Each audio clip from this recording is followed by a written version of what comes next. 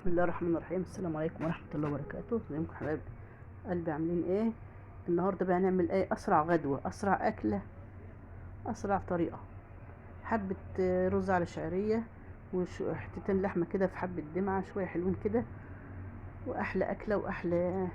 خلصت وانا لسه ما اتكلمتش.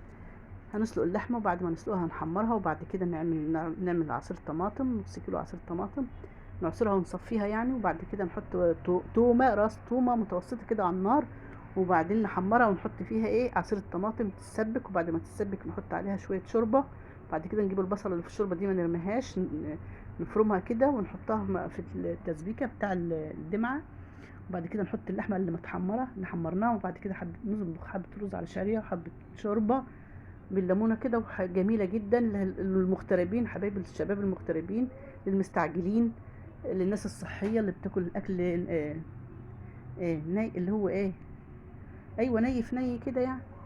هو جميل جدا وحلوه، وبقت بالشكل الجميل ده، هو الدمعه الجميله دي، واكله جميله جدا وظريفه وخفيفه وسريعه لاي حد اي حد يعملها في ثواني في ساعتها يعني.